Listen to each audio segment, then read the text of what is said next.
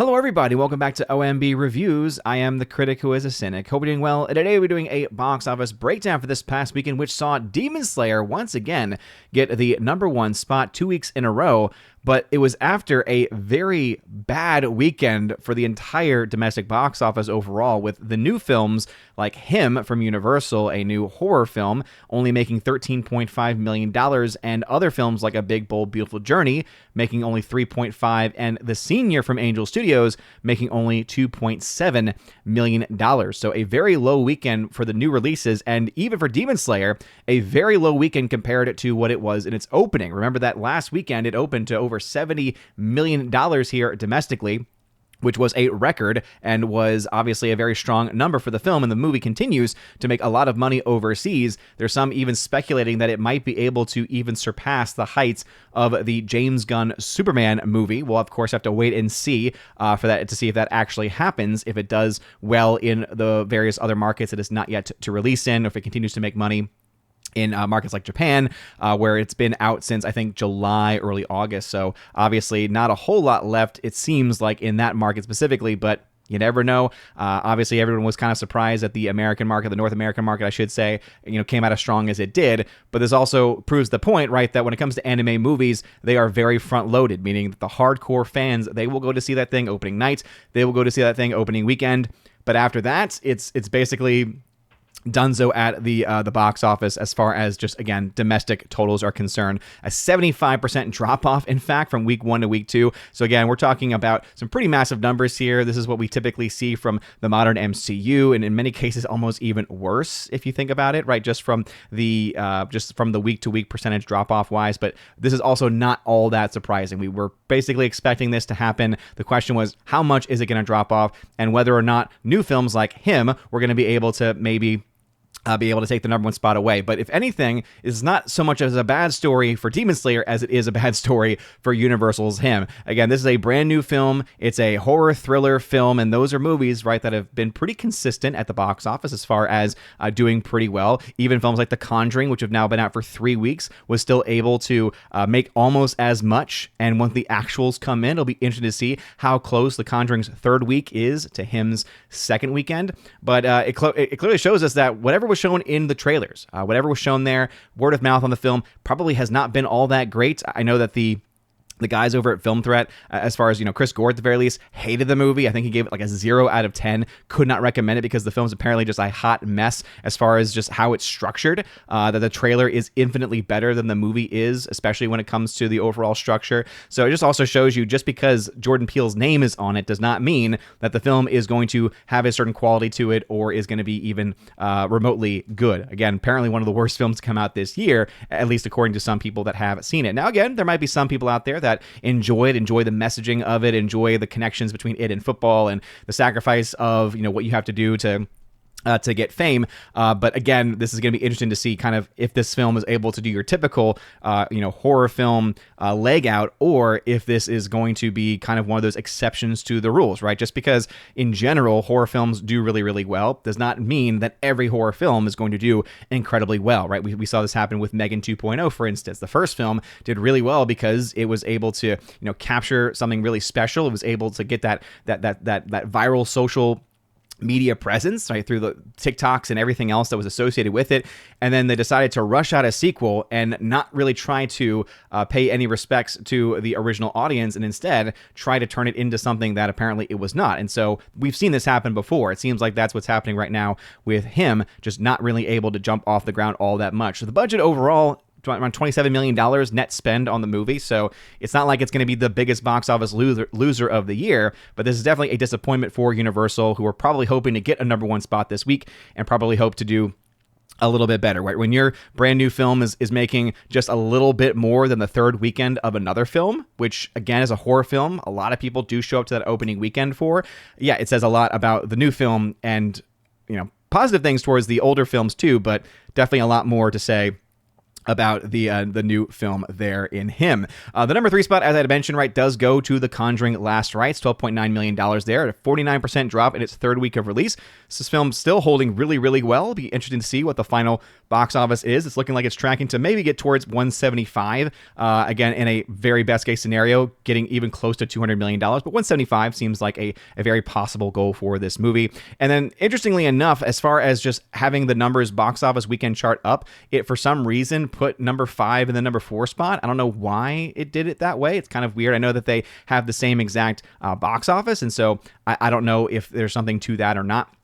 But anyway, the number 4 film is apparently The Long Walk, which projected to make $6.3 million, so a 46% drop in its second weekend of release. So percentage-wise, that's actually pretty good. It's retaining a pretty large portion of its audience, but it's also still a pretty low moneymaker. And according to projections that we can kind of look at with this movie, it's actually looking like this film is not going to make its money back. Now, it is Lionsgate. Lionsgate is kind of notorious for being a studio that not only struggles at the box office, but is also capable of selling out the rights to their films when it comes to distribution rights. And so they're typically able to make some money on the back end with some of their movies. And so it'll be interesting to see, whether that happens with this movie, right? If they sold it to a Netflix or sold it to an HBO Max or something like that, maybe they will be able to get some money back, because it's not going to be a big box office loser. Anyone out there that was maybe hoping it would be because of Stephen King's connection and kind of the despicable comments that he made more recently, the lies that he tried to spread basically more recently in regards to a certain Charlie Kirk. Again, today is his memorial as well. So, of course, we continue to pray for the repose of his soul and for his family. But, hey, going to always be objective here when it comes to these numbers. And, yeah, the numbers are what they are. And it's, again, doing well enough to probably make some money back in the long run. And, again, Lionsgate probably is okay because of how they typically handle their business. I did actually see this movie, and so I was able to actually, give it my own thoughts on this. And I haven't put my official review up over on Critic List, but basically it's a decent movie. It's fine. It's nothing too special. I think that the changes that it makes between it and the book are enough to make it not nearly as nihilistic, not nearly as like dystopian in a lot of ways. Obviously, there is that dystopian element to it, no doubt about it. But apparently, the book ends in a very dark and very kind of just hopeless setting, whereas the movie here actually ends with a little bit greater sense of hope, which again probably is why I think the film is a little bit better than it probably has any right to be, mostly because of the relationships, the actors that they have playing the different characters. But even with that being the case, again, these are what the numbers are. The number 5 spot went to Downton Abbey, the grand finale. Again, projected to have made the same amount. The actuals, once those come in this weekend, that'll tell us a little bit more. Can't really say we're all that surprised, though. A 65% drop here. The older audiences are just not showing up for this movie. Downton Abbey has fallen very far from grace when it comes to its audience. But remember, too, it's not just when we talk about the box office, right? This is just one of those signs that maybe the audience isn't there for it. It's more of, I think, because a lot of those older audiences are not really as driven to go out to the theater anymore. I think COVID definitely broke the minds of a lot of that kind of that boomer class that tends to be much bigger fans of this specific franchise. And as we all know, right, they've been broken in so many different ways across the political spectrum, we could even say. And I think that probably has led to a lot of these movies that tended to specifically gear towards them to really just not do much of anything. And so again, overall 65% drop, not very good numbers there. Number 6 film was A Big Bold Beautiful Journey from Sony. Again, so a new film here, cost a lot more than it probably should have, made only $3.5 million. Apparently it's a pretty good movie, according to the guys over at Film Threat at the very least. So, we'll see what happens with it, but definitely not a good Sony release here as far as box office. The senior from Angel Studios making about what a typical Angel Studios movie makes these days. I did get to see this movie too, and overall it was fine. It was decent as well. Definitely better than The Long Walk, I would say. It's much, I think, more worthy of your money to go and see, mostly because of the story it tells and the relationships between the players and everything. Like, again, the fact that it's a true story of an actual 59-year-old man that actually went to play his senior year of college football. It's kind of an amazing thing in and of itself. It doesn't really bash you over the head with any faith stuff, but the faith stuff is in there. And it's kind of shoehorned in a way, and I don't think it's as effective as it probably should have been. But that being said, it's still a decent movie, and I think that, again, probably worth seeing if you are, again, interested in that kind of thing. Toy Story from Walt Disney, in its second weekend of its special anniversary re-release, actually came in the number 8 spot, 59% drop there. Sight and Sound presents Daniel Live from Fathom Events, $1.3 million, so limited there. So overall, per screen ratio is a little bit better even than some of the higher films up here. And then the number 10 spot went to Weapons from Warner Brothers, which continues to hang around, lost quite a bit of theaters this weekend. So surprisingly not a massive drop-off percentage-wise, despite a massive loss in theaters. Let's go into the totals here. So actually, I think that we can now actually say, if memory serves, that Demon Slayer, I said earlier that we'd have to wait and see whether this film was going to be able to beat the total box office for the James Gunn Superman movie. And now this film has actually reached $555 million globally. So $104 million from the domestic market. This is coming from thenumbers.com. I thought it was, for some reason, still in the $400 million range. So I'm wondering if maybe it got released in some international markets and it did kind of a splash there. Let's see if we've got some indication. I know that some people have been talking about France, having a very large anime fan base, so maybe that's it there. But again, 213 million from Japan alone. That's obviously the biggest chunk of that. South Korea, a decent chunk as well. So it'll be, again, interesting to kind of see exactly where those numbers are coming from. But yeah, let's go ahead. We like to do things live here on OMB Reviews, and so let's go ahead and see just to pull this up and see if we can make some comparisons. So let's see, is this anime movie going to actually have a better global release than a Superman movie? Not just a Superman movie, but a James Gunn Superman movie. Again, I think that this is yet another reason as to why anyone trying to argue that Superman is a financial hit and a box office success in any way, I think just really is not really being honest there. So let's go ahead and get these official numbers, because again, I forget the exact total that the movie had reached to. So yeah, it hasn't gotten there yet, right? Again, Superman did get to $615 million, but as you can see with where this film is currently pacing, yeah, I mean, I think there's a good chance now at this point, now that I'm seeing $550 million, yeah, I think there's a good chance Demon Slayer could actually end up surpassing the total of Superman, which again would be a huge knock to Superman, just adding insult to injury at this point in time. But again, massive drop off in its second weekend of release here in the United States and domestic marketplace. The film Him, again, this weird demonic satanic thing with football as well. Very much clearly Jordan Peele's name on it to try to get some name recognition. Did not work. $13.5 million there, almost nothing internationally. The Conjuring Last Rites is almost at $400 million globally, so very strong result here for a rated R horror film. Downton Abbey only at $59.5 million, so just not going to be enough to make its money back. The Long Walk, $24.7 million. Again, as I said, because of it being a Lionsgate movie and because of the dealings behind the scenes, it might be able to make some money back. Definitely not as bad of a box office as it could have been. Big Bold Beautiful Journey, really the biggest issue with this movie is its budget, and that is going to hold this back at in almost every way. $8 million globally. Not a good opening weekend. And then The Senior, $2.7 million from Angel Studios. Again, when it comes to financial success for them, because a lot of their films are produced by their fans already, and because of all the different things that they tend to do with those numbers, I mean, ultimately, we would say that they are in a very different financial class, and it's very hard to really say. That's why I typically don't have Angel Studios films in my charts, because really hard to say whether they are successes or not. Anyway, let's go over the charts because you love charts on OMB Reviews. Let's go ahead and enhance these numbers. So we have some second weekend totals. As you can see, Spinal Tap was not mentioned because Spinal Tap has just not made much of anything. So after 2 weeks of release, Spinal Tap at $2.8 million globally. We can project the film's going to only make between $4 and $5.6 million. So this film is going to stay in the single digits for the entirety of its release. Definitely not a good result for that movie. The Long Walk, $24 million after 2 weeks. We can project that film to make between $35 and $49 million. So again, not a big box office, but probably just enough to maybe barely break even theatrically. And even if it does lose money still, and again, I think on paper it's going to be a flop. I think that down the road, VOD, physical media, and also any distribution deals between Lionsgate and streaming services could actually give second life to this movie. Not to mention its international audiences as well, right? So Lionsgate, I think, also does deals with international distribution, and so it can make some money back there typically as well. And then Downton Abbey has reached $59 million after 2 weeks, so we were projecting that film to get between $85 and $119 million. And again, with a $50 million budget, that's just not going to be enough to break even or even get close. So based off of the numbers here, we're projecting that Spinal Tap is going to lose around $30 million, probably more realistically $35 million or so. Long Walk going to probably lose around $5 to $10 million. But as I said, maybe it makes some money back down the line, but on paper, still a flop. And Downton Abbey going to lose between 23 and 3.5 million, so probably more realistically between $5 and $25 million. Definitely not the worst result in the world and not the worst case scenario, but definitely a big sign of how these movies and that IP, and especially anyone's attempt to try to get that older audience, just really is not working. When it comes to total results now, right, with The Big Bold Beautiful Journey, the newest one of these newer films, $8 million global box office, it's $63 million in the red. I don't think that's going to change all that much. Him at $13.8 million, around $32 million in the red. In the case of both of these new releases, it was a $45 million budget for Big Bold Beautiful Journey. As I said, costs way too much for the movie that it is. And then him, $27 million. Probably could have been made for a lot less than that.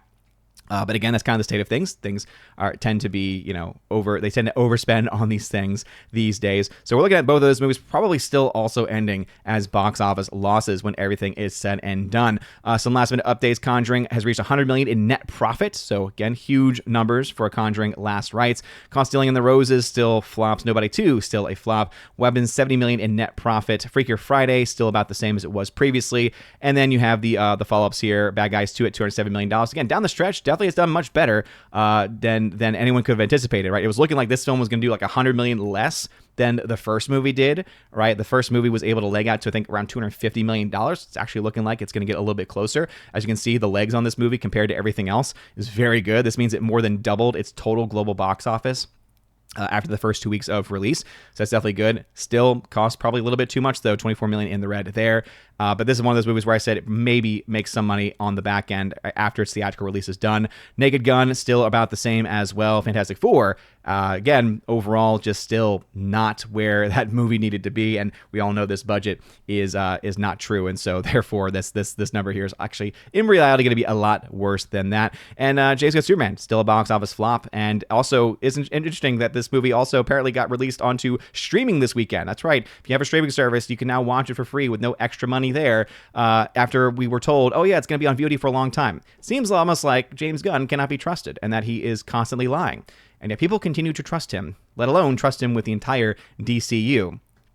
I think that if people finally start just to wake up and smell the roses and take up the facts of the case, this is not where they want to be at this point in time. So anyway, those are the numbers as they stand. What are y'all's thoughts? Have you seen the new films this weekend? Big Bold Beautiful Journey or Him? Again, my last box office preview video basically did nothing as far as the numbers are concerned, and doesn't really surprise me all that much because there's nothing really out at this point. This is a very bad weekend, right? Last weekend was like a shot in the arm, a little bit of life thanks to the Demon Slayer release, but as you can see, things have crashed down back to earth with the second weekend of that not holding well at all, and all the new films really just not doing much of anything. So some of the worst weekends that we've seen so far this year.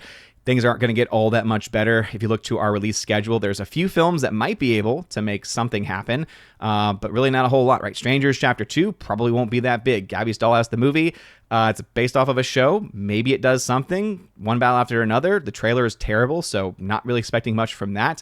And then wait until October. You've got Bone Lake from Bleecker Street. Again, probably not doing much. Smashing Machine. That does have Dwayne "The Rock" Johnson, but we know he is not a drive to the box office. Like even if you have the most social media the biggest social media following in the world, does not mean people are going to go see your movies. So again, I don't think that you're going to see that. Good Boy, I think it might be a movie about a dog. So it's a horror film about a dog. Maybe that will be able to do something, but I have no desire to see that in any way because it's a horror film about a dog. No, thank you. And it's really not until October 10th that we're going to have any massive releases. And even then, Tron Ares is only tracking to do like $50 million domestically. So we're talking about some very hard times at the box office. And really, it's Hollywood's fault. They're the ones that put themselves in this position and have failed to innovate and continue to give some just worthless box office drivel. So let me know your thoughts about this or anything else I mentioned in the comment section down below. If you like this video, make sure that you smash that like button. Make sure you smash the rumble button as well. Share this out with your friends as well if you found it interesting, because yeah, it's hard times here with box office coverage as well when stuff like this happens. So you guys are awesome. Have a wonderful rest of your day, a blessed Sunday, and as always, God bless.